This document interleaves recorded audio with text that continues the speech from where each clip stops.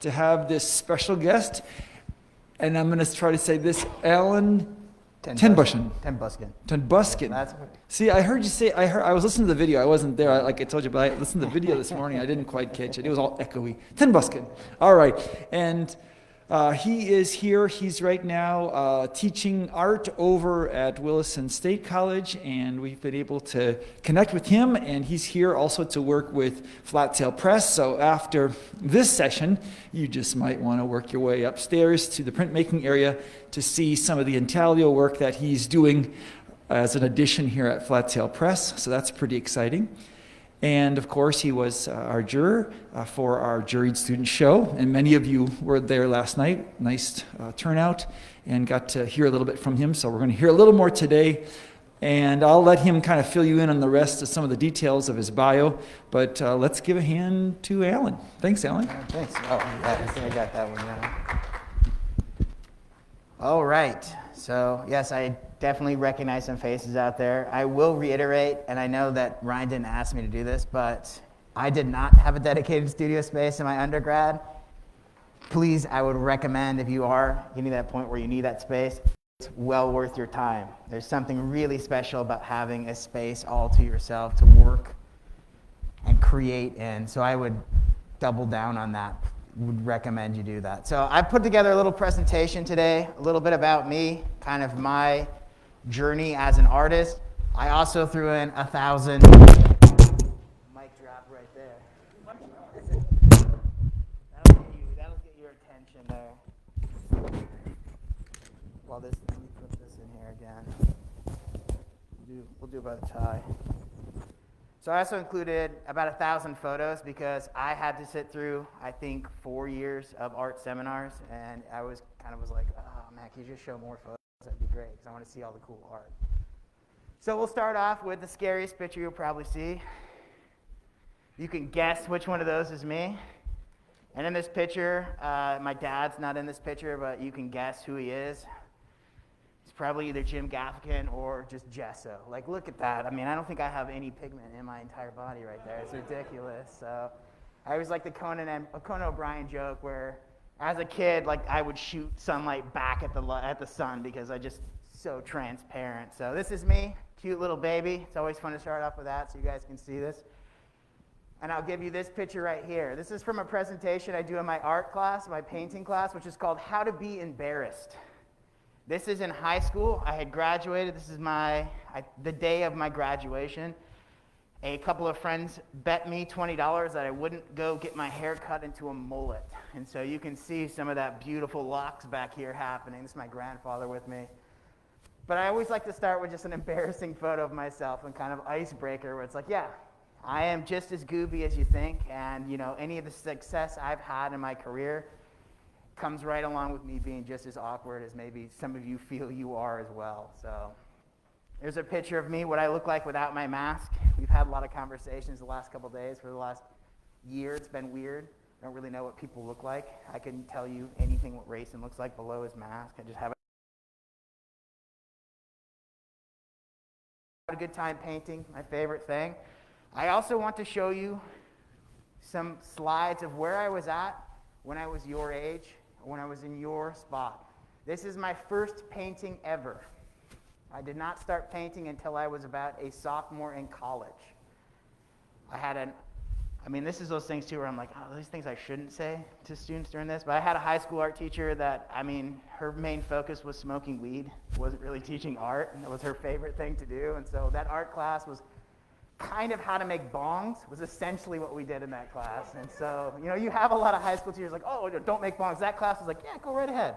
We had 2 art teachers with a really serious art teacher who would, really intense about drawing. And then we had the art teacher that I got. And she was fantastic. She was the greatest lady ever, but didn't really get any art done. So I started my art career very late in the sense of a lot of, artists, where a lot of you I've been drawing since I was a kid. I took high school art classes. I didn't start until I was probably sophomore in college.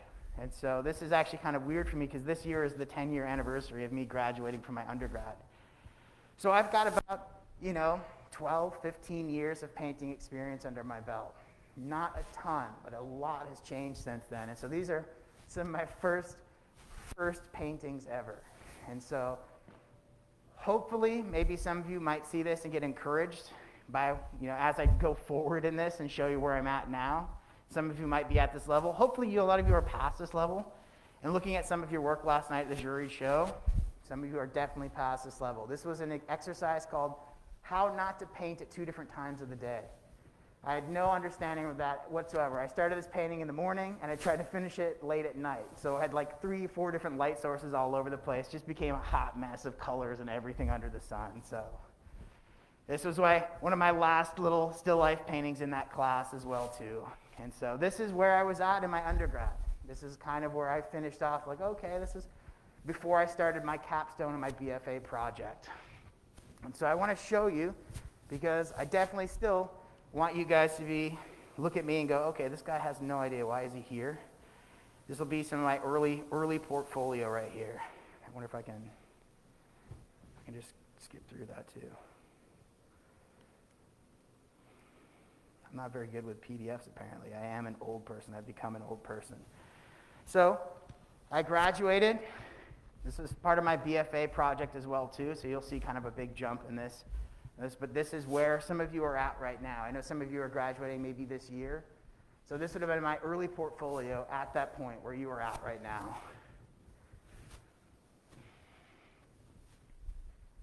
Strong push towards figurative work. And you'll find something very interesting about this is I was scared to death of color, which is why printmaking kind of, I leaned towards that with Ryan a little bit too, or Intaglio. I was like, oh man, I don't know much about color. So all these black and white pieces are pieces from my BFA show. So my capstone from my undergrad.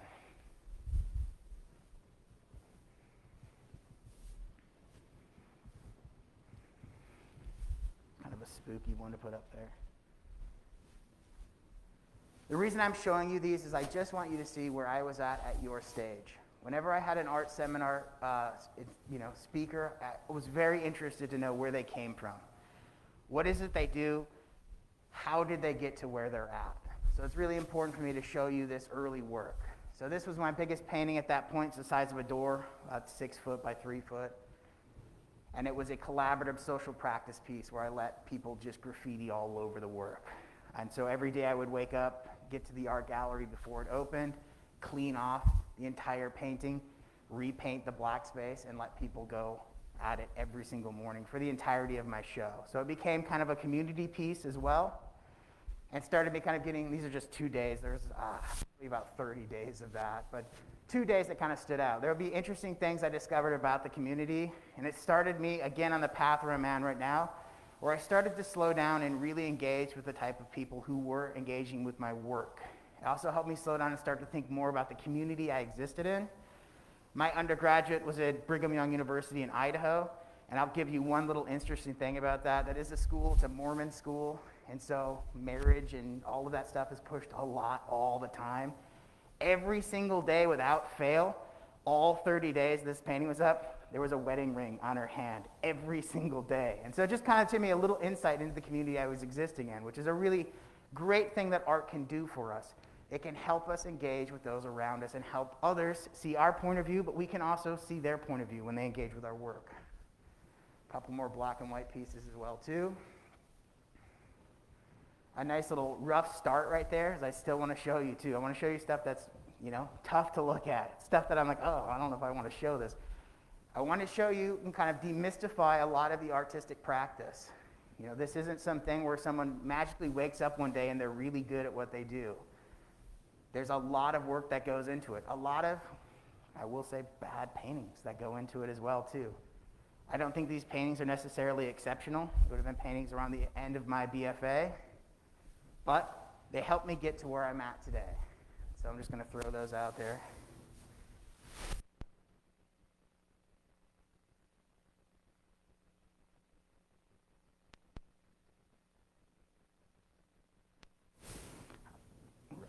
Cool.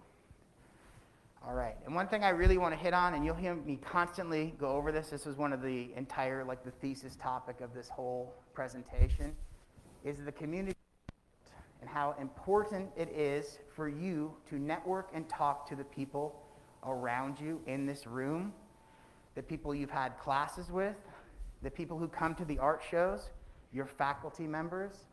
These are the people that are going to help you throughout your art career push further, get to that next level, jump, and succeed.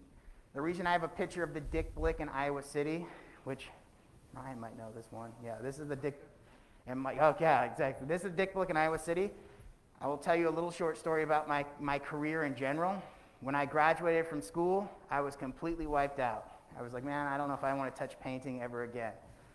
Some of you that are at the point of maybe graduating, that final project is just looming, and you're going to put a lot of time and energy in it. It's going to give you a whole mess of anxiety, hopefully not a complex that lasts the rest of your life.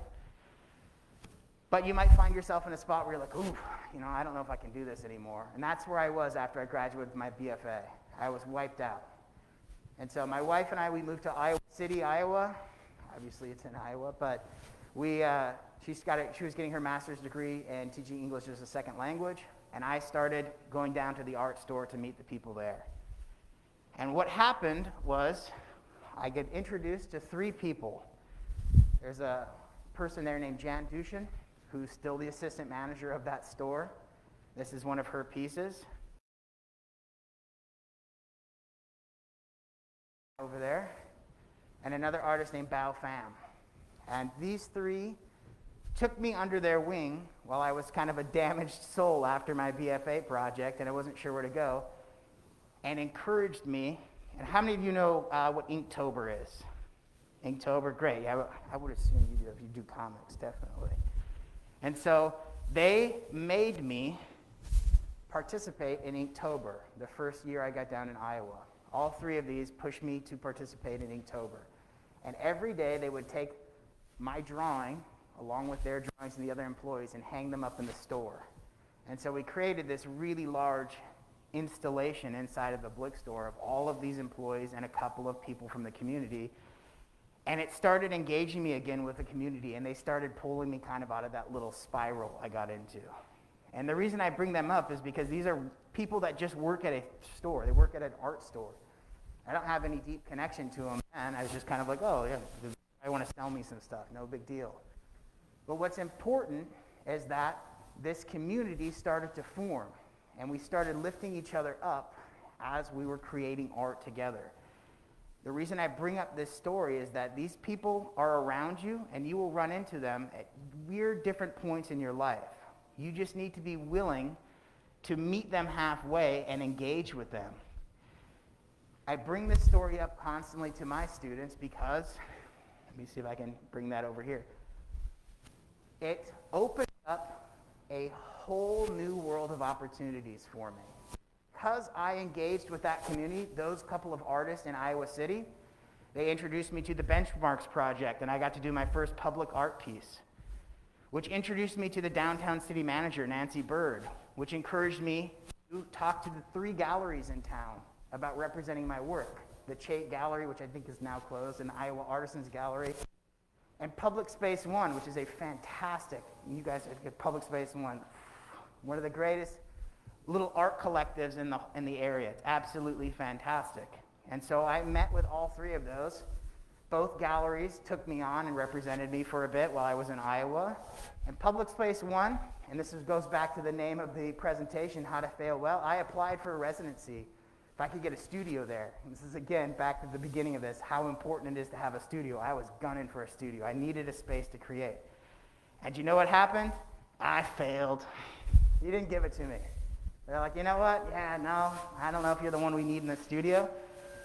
And you know what? His name's John, said to me. He said, yeah, but how about a solo show? And I went, ooh, what? Excuse me? Yeah, we'll give you a solo show instead of a residency. And it was all because of Jan and Bao and John had talked me enough up to Nancy Bird, who had talked enough to John Engelbrecht, who said, yeah, you should really kind of support this artist. And from that, it gave me the confidence, the resources to move on to the next step, which was graduate school. And I'm going to exit out of this again, and I'm going to show you the portfolio I walked into graduate school with. And again, I really think it's important for you to see where people are in different times of their career. So this is the same thing I'm doing right now I had to do day one in my graduate program at University of Massachusetts in Dartmouth. I had to present my portfolio to the entire school. And these are the works that were created with the help of John Sims, Jan Dushin, Val Pham, and Public Space One. You can see it's still figurative work. We're still working with a play between rendered and flatness. Really simple colors. I'm still trying to learn and engage with colors. And you can see we're starting to get a little better at kind of sculpting that face, understanding the planes and forms. Playing with a little bit of that abstraction and those really nice crisp lines.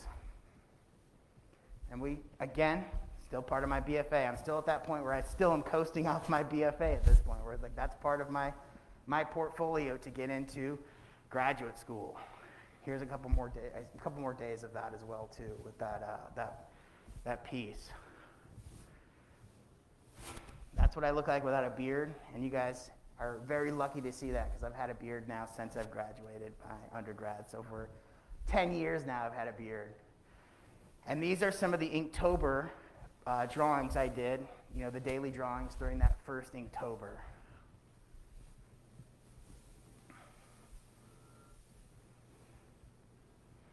And you can see if you go upstairs where I'm working on a print, you'll see I'm obsessed with birds. They're all over the place.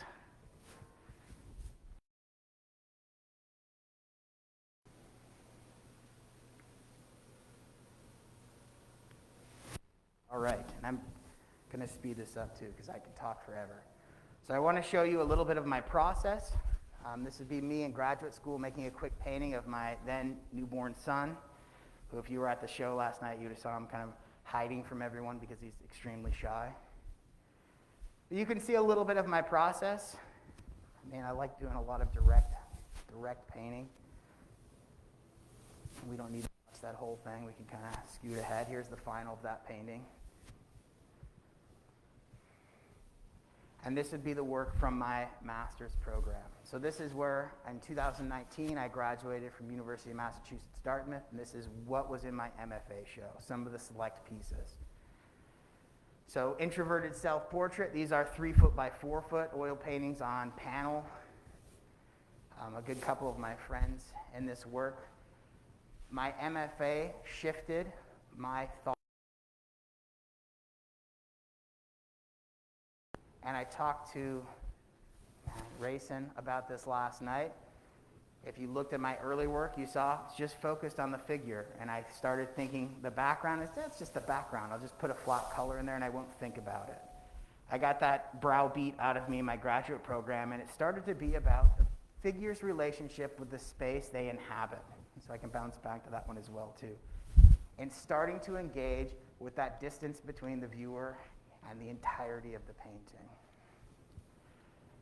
And so we started including, lots more abstraction, playing more and more with the lights, introducing these settings and environments that these people were absolutely comfortable in. So each one of these paintings were done at a place for each one of the sitters, specifically their choice, where they felt most comfortable. This one is me, which is in my house, but this is our good friend Annie, who's actually in my in-laws' house, which is where she always hangs out. This is a painting of my wife, and she always looks mad at me when I'm painting her because she's like, get over this already. But you'll start to see we're starting to play with abstracting the form. We're losing a little bit of that sharp detail, that really tight rendering. My friend Ashley at her house, Ryan and his son. This was an interesting piece as well, too, with a couple of old English professors from my undergrad as well in their little kind of plant baby home. And this was an interesting piece as well because I don't know this person very well. She was a model who sat for me. And so a lot of my work has to do with the familiarity and the specificity of a person in a place. If I don't know them very well, I don't know where to put them. I didn't know anything about Raven at that point. And so we've lost a lot of that connection with the space and the surrounding because I don't know her. And so there's a play between that as well, too. Some nice little pieces right here, too, and I'll kind of bounce through these pretty fast, so I know I can go through and talk a lot, because I want to get to some other topics as well, too.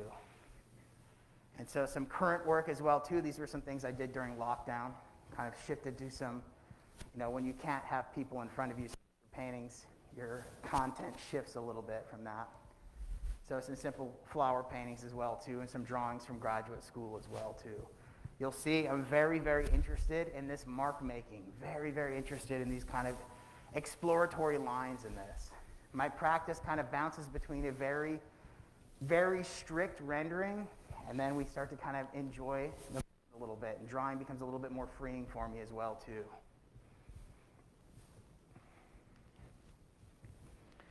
One of my personal heroes, Katz, just phenomenal draftsman. So, a little print right here before we painted on it as well. It's an intaglio print of my grandfather after he had a stroke.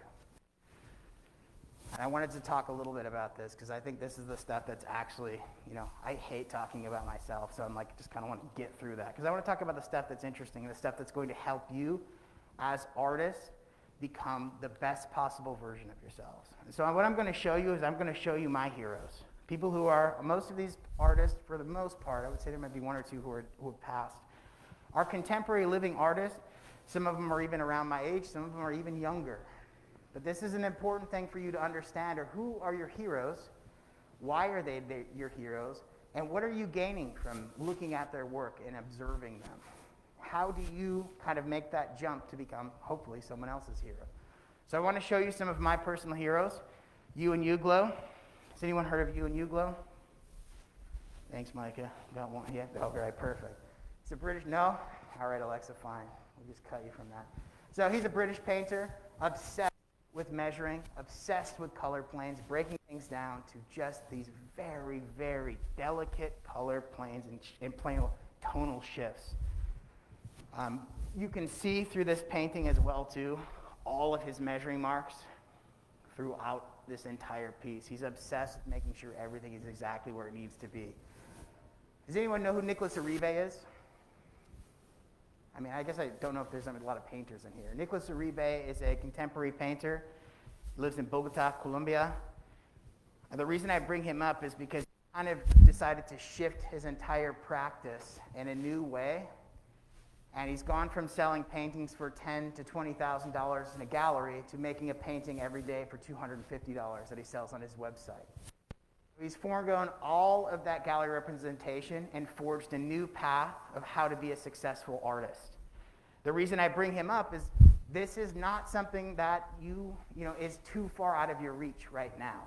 There are lots of people that do daily paintings, but he's thrown away what has quote-unquote been a very successful gallery representation career to try something new. And he's been wildly successful at it. But again, you'll see as a theme throughout most of this work, very domestic spaces, very earnest depictions of objects, heavy in contemporary realism, which is where I love to live. And so I constantly am looking at artists. The reason I'm showing you all of these as well, too, is I would hope, and this would be a tip for you as you move in your career, I would hope that there's a file or a folder on your computer.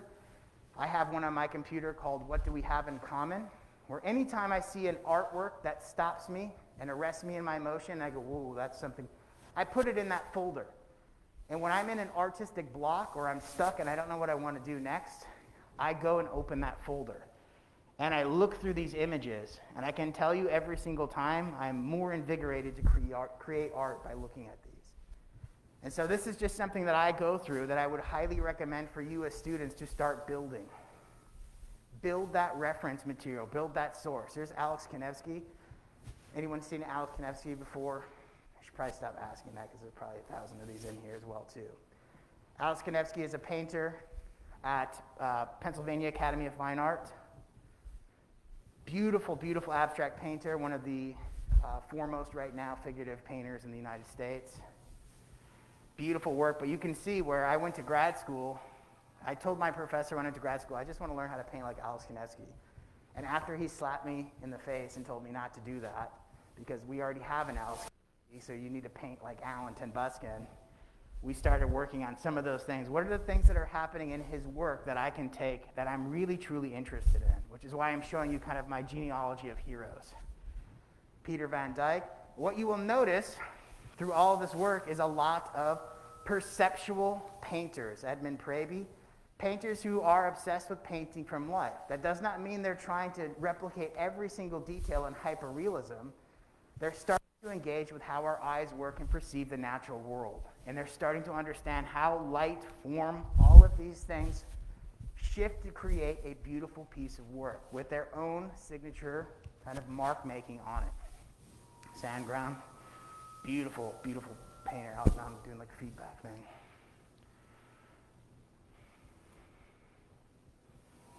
And these are all contemporary painters. Zoe Frank she's probably in her, I think Hiroshi Sato is probably in his early 30s.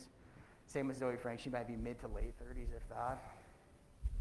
But absolutely stunning work, and I will say absolutely stunning work of the mundane. Things that generally you would think would not make very beautiful paintings. But again, it's about that simplification and understanding that what they are interested in is the shape, form, and value of these objects, of everyday objects. And I promise you, I'm getting to the point.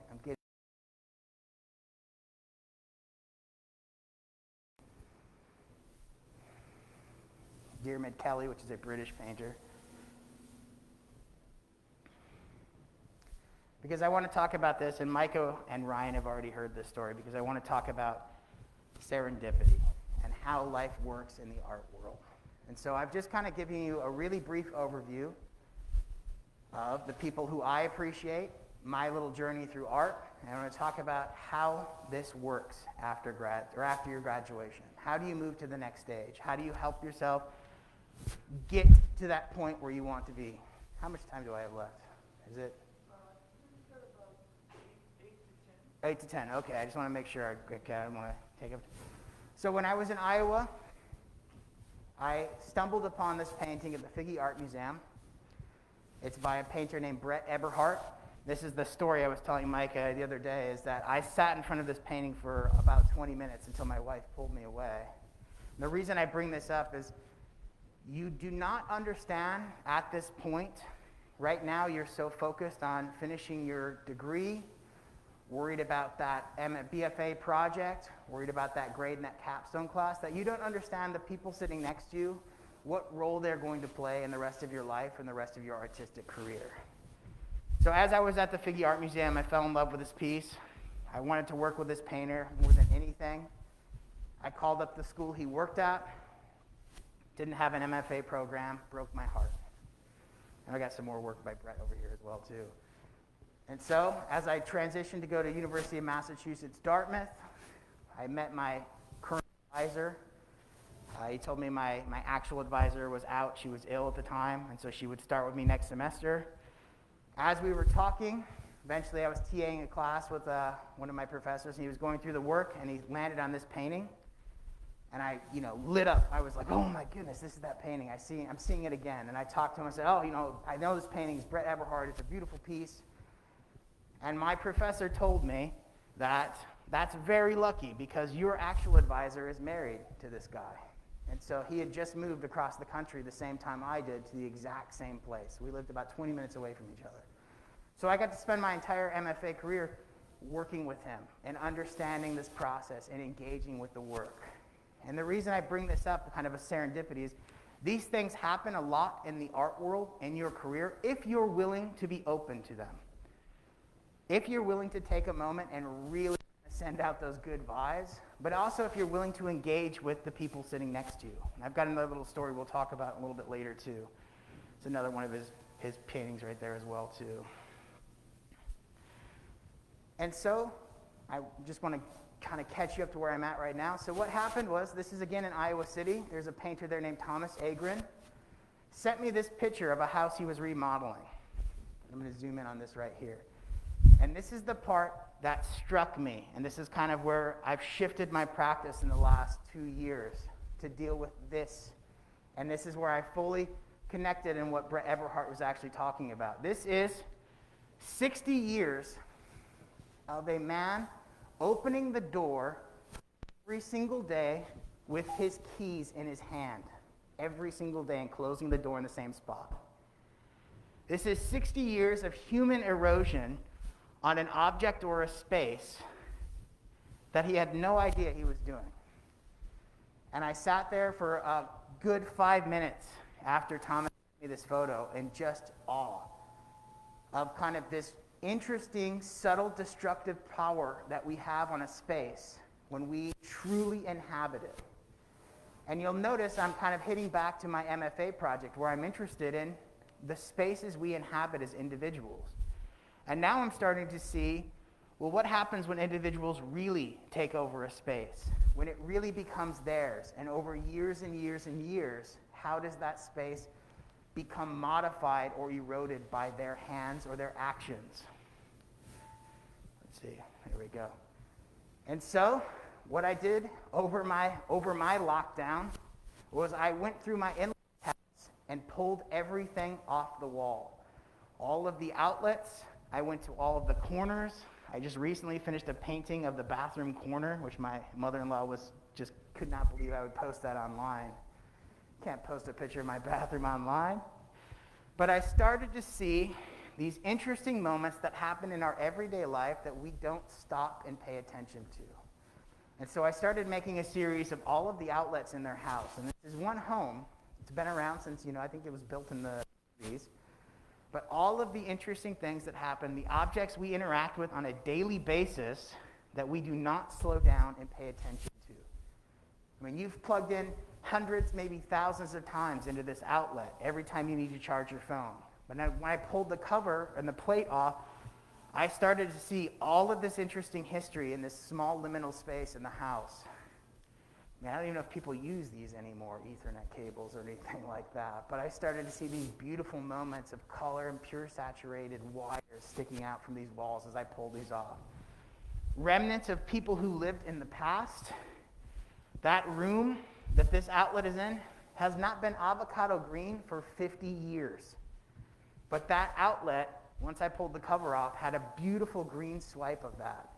And thank goodness no one paints their house avocado green anymore. It's a totally disgusting color in there. But I started to see the history of a space, and I started to understand what Brett Eberhardt was talking about. And all of his work is the similar vein, talking about the history of human interaction with the spaces we inhabit. And so we started going through. This is also a newer one. This is one that at my home, that I didn't have to pull off the outlet until my son decided it was a great idea to shove some lens into the outlet. So I had to pull that off and clean that outlet. But we see that shift in technology as well through these same small paintings.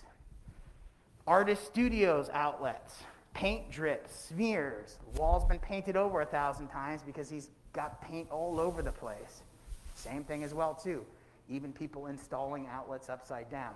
These are mundane objects that, unless we start showing them attention, don't seem interesting at all. And so what I'm trying to kind of explain to you is that as we slow down and truly engage with our environment and the objects we interact with on a daily basis, we won't truly understand our experience here on this planet. So we move forward. Yeah, this is also one of those things, too, which is interesting. With some of my students had no idea what that is. They asked me if it was an internet cord. It's like, oh, it's the Ethernet. I'm like, nah, it's actually a phone jack for old school phones. And so I want to bring this back as well, too. So that's more of my practice and where I'm at right now, but I want to tell you one more story. And it's called No Misconnections. And this is what I talked to, was it Alexa yesterday about? The book, while Alexa was working on her bookmaking project. The reason I bring this up is that everything you do, everything that you comprises your day, will have some role or play some part in your artistic practice. The things that you are extremely passionate about, do not give those up because you do not see, maybe at this moment, a monetary value to it. The things that you're interested in, the things that you're curious about, those are the things that are really going to help build your practice. I would never in a million years tell you that I would think I would end up painting outlets and light sockets. Never in my career. But starting to understand that engagement has helped me open up a whole new market and a whole new range of ideas. And so I have a friend of mine, his name is Tyson Shank. which is an unfortunate last name. I guess unless he was in prison, it'd be a sweet name. But he is, I talked to Alexis about this yesterday, so she might roll her eyes. He started out his career as a graphic designer for Potato Grower Monthly magazine. I see Ryson is like engaged. He's like, Potato Grower Monthly magazine, I'm excited. This is a book I want to subscribe to right now. The world's most boring magazine in the world. And in his spare time, what Tyson did was do whatever he wanted under the sun. He had his 9-to-5 job, and he started to create in his spare time. So he was in a bookmaking course, just like some of you are in right now. And he decided, I'm going to make the weirdest book ever out of the weirdest materials I find. I'm just going to go for it. So he made a book about a lumberjack who makes furniture out of string cheese, but he doesn't have any thumbs. How high do you think Tyson was? That's just crazy, right? Just unbelievable. And here's a spread from it as well, too. Anything he could find, he put in that book. And he's got a really weird, kind of unique, interesting style as well, which is nothing like, I hate to break the news to you, this is not what Potato Grower Monthly magazine looks like. The reason I bring this up as well is Tyson was interviewing at this point after he'd graduated because he was tired of working at Potato Grower Monthly magazine, and he interviewed at Abercrombie & Fitch, which I was talking to Alexa, and might not even really be a thing anymore. I don't know if people even shop there. I don't know if people go to malls anymore at this point. But they looked through his portfolio and they said, yeah, it's pretty good. You look like you kind of know what you're doing. Yeah, we like your stuff, but it's, yeah, all right. What else do you have? The only other thing Tyson had in his bag was this book. And I will tell you the end of that story is that he got hired on the spot with this book with an extra $10,000 raise on top of it, which then took him from Potato Grower Monthly magazine to Abercrombie & Fitch to American Eagle to the senior designer at Converse. Your passion projects are unbelievably important. Those things that interest you for some reason and you maybe can't explain it to your friends are the things that are going to take your career in different paths and avenues that you had never imagined and will open up so many new doors that it'll be unbelievable to you where you end up. And I know I'm going to go over, I'm going to try to end it right here. And I'm going to end it on this point, and this is the most important point I tell to my students every semester. It is up to you and you alone to define what success is. It's not up to your professors. It is not up to the people sitting next to you. It is not up to a gallery to tell you what is successful. It is your personal journey through the arts to understand what success is to you. In my mind, I am a wildly successful person. Every day I get up in the morning and do what I want to do, which is teach painting and drawing, and to paint, and to create prints. I get to spend my whole day making art and talking about art and looking at art. In my mind, for my definition of success, that's exactly what I wanted to do, what I set out to do. And so I would encourage you as students who are graduating or students who are maybe on the path right now, is to start to think about what a successful artist or what a successful life in the arts looks like to you personally. It might not be Damien Hirst selling crystal skulls for millions of dollars. It might be. It might be maybe you are looking for enough to make your income be net positive from art. You make just enough to sustain your art practice, great. Could be a Sunday painter, could be anything. But it's a very personal decision that I would encourage you to spend some time thinking about. And you've known this, you guys have grown up in a very weird age, but it's a very, very bad idea to judge yourself based on other people's progress and their concepts of success. And so I would encourage you as you move forward, and this would be the giant takeaway from this. If you forget everything else except the weird goofy baby picture in this line, I would encourage you to spend time before you graduate looking into what it is you want to do with your talents and your time. You are in control of both of those things, and you alone. What does a successful life in the arts mean to you? And I would also encourage you to have those conversations with the people sitting next to you. You do not know right now how the people in this room will come into play later in your life. But I promise you 100% that they will. Whether it be your instructors or another student in the class, they will come into your life and help you push to the next level if you're willing to allow it. Think about the people in the class that you are envious of and you're like, oh, I wish I could do that like so-and-so. Great. Go talk to so-and-so and figure out how to do that thing. And hopefully, talk to them, you have something you can trade them and understand, oh, I like the way you do this. Build those relationships and build that community. And I'm going to end there instead of ramble on and on and on and on, because I want to see if there's any questions or anything I can help answer. Are we at that point? Did I go over? Okay, I just want to make sure. Yeah, we're at that point. Okay. So if there's anybody either online or... You can ask me the weirdest questions ever. It doesn't here. have to be anything about my presentation, and I'll try to answer it.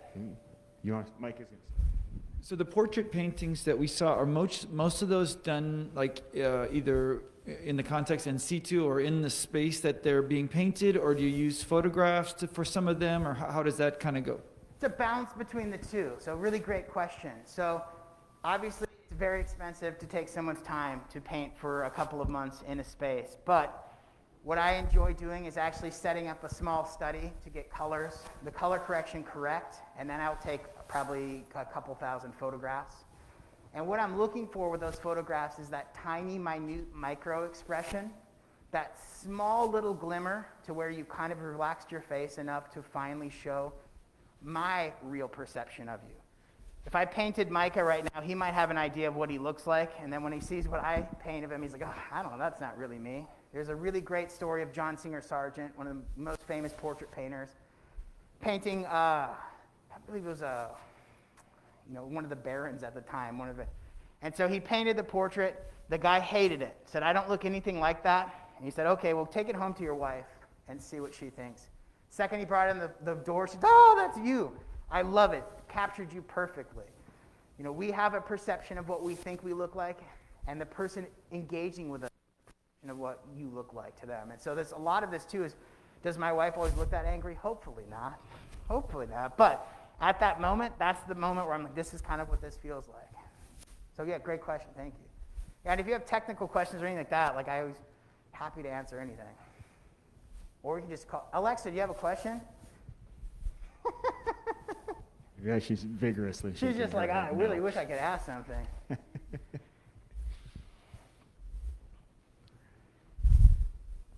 And I will say too, if I had to summarize this thing down to the Steve Jobs keynote points, would be engage with your community.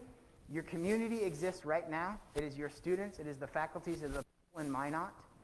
Engage with them. If I had to give you a couple of secrets of how to succeed in the art world, one of them is to say yes. Am I scared out of my mind up here right now? 100%. Is it unbelievably scary to work with Ryan and Micah on something that they know almost everything about, and I feel like an idiot up there in the print lab, what am I doing? Unbelievably yes. Unequivocally yes, it is scary. But I would encourage you to say yes, because now, maybe, I don't know, maybe I'm reading the room wrong, but I feel like I created 3 new friends, with Micah, Ryan, and Greg, and 3 new connections. And, maybe it's only one-sided, and these guys hate me, which could happen. I don't know, maybe. But this is what it is about. Because when I see opportunities that are going to be, okay, well, this will work for Ryan, or this will work for Greg or Micah, I'm going to send them opportunities. And we're going to grow together.